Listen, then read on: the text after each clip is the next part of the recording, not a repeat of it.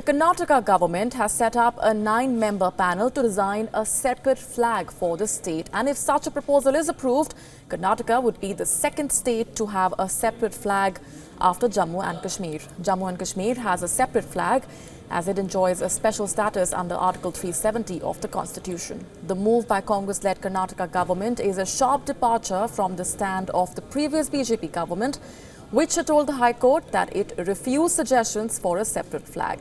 The Karnataka government's move is linked to the state assembly election, which is scheduled next year.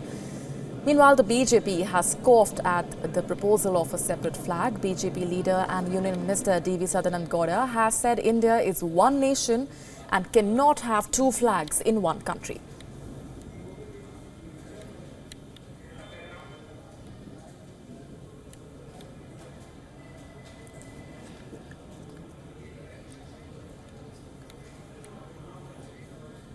Let's go straight across to our guest joining us on this special broadcast. Mr. Ashok GV, a partner with Factum Law, joins us right this minute. Good evening, sir. Your thoughts on the constitutional validity of this latest move by the state government?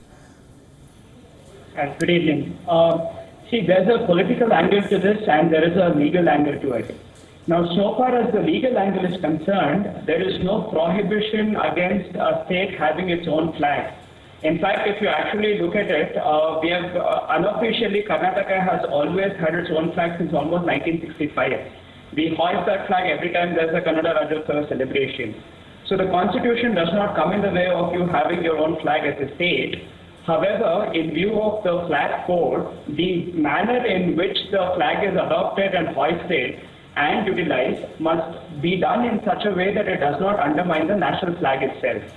Now, this is the legal position. Of course, the political debate around that is altogether separate. But so far as the law is concerned, there's nothing illegal with Karnataka's efforts at having its own state flag.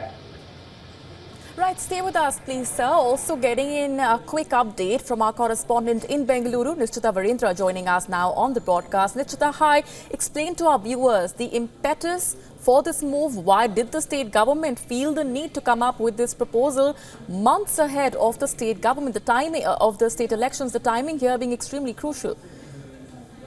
Absolutely. And not just the timing of the elections, Molly, the fact that in the last few months we have seen a lot of debate, a lot of talks, not just on the streets in Bengaluru and in the rest of Karnataka, or for that matter, even South India, but also on social media. Ever since Hindi was made compulsory in CBSE and Kendra Vidyalaya schools across the country, or for that matter, imposition of Hindi in public spaces like the Bengaluru metro station had boards that had the station's name written in Hindi that drew a lot of flag and caused a lot of uproar.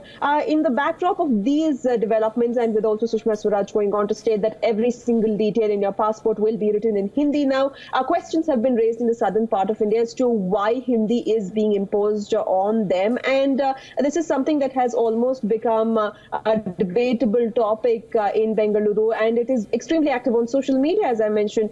So keeping all this in mind, it almost seems like the government is trying to piggyback on this issue in view of the elections next year, try to get a few brownie points, capitalize on the popular sentiment, the pro-Kannada sentiment or the pro-regionalist sentiment that seems to have gathered some steam in the last few weeks. So certainly out of the blue, a decision such as this coming to light doesn't make sense otherwise, because this issue had come to light even back in 2012 when the BJP government was in power in Karnataka, and it had clearly stated to the High Court of the state that it would not want to have a separate flag as such, considering the fact that India in oneness identifies only with the tricolour. But as far as for a Kannadiga, for a person in Karnataka to identify himself or herself with the Karnataka flag, there is already a flag, a yellow and a red flag that is used in every single state function. Karnataka also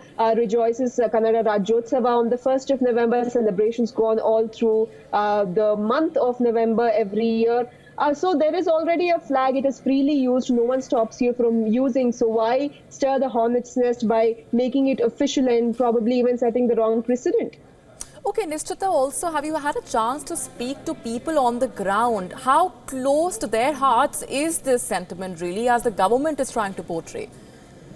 As far as the people on ground go, language and flag issues seem to be being looked at through completely different microscopes here. On one hand, language is something that is not just about identity. It is about pitting students in the southern part of India against students who are native Hindi speakers. So that is a bigger issue about imposition of Hindi. And secondly, imposition of Hindi in public spaces, people are raising questions because in the southern part of India, predominantly it is English as well as the local language that is spoken in the respective states.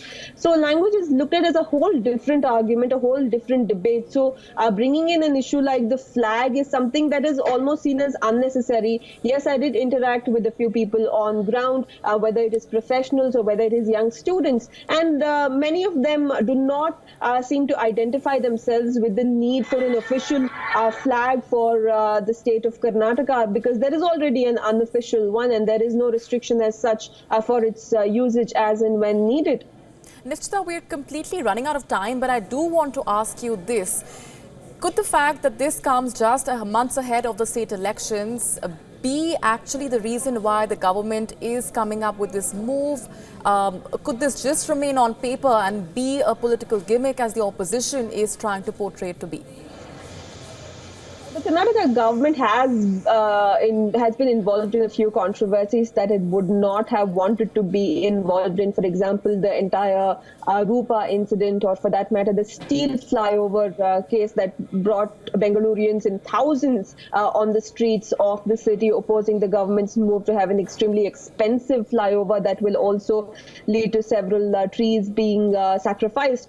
You had the issue of the diary gate, MLC Govindaraju's diary coming to light that pointed at corruption within the Congress government. And let's not forget that the Congress government in Karnataka is the last bastion for the Congress itself. We have seen that it has the Congress has dilapidated to a great extent across the country, and it is desperately trying to hold on to power in Karnataka.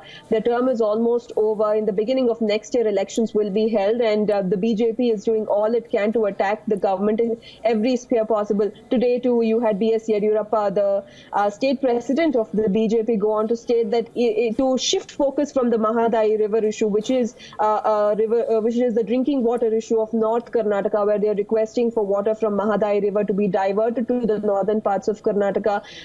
To deflect focus from that issue, Siddaramaiah is making these statements. Siddaramaiah is coming up with these ideas, is what B.S. Yediyurappa has gone on to state. So in the next few months, of course, every single issue in the state of Karnataka will be politicized. Having said that, it seems like all of a sudden coming up with the idea of making an official Karnataka flag and claiming that they have received numerous requests seems rather bizarre at the moment, Molly. All right, let's leave it there for the moment. Completely out of time. Would have loved to pose another question to Mr. Ashok GV, but I'm having to say goodbye on that point. Thank you very much, both Nischita and Ashok GV, for joining us on the broadcast. With that, it's a wrap on this edition for now.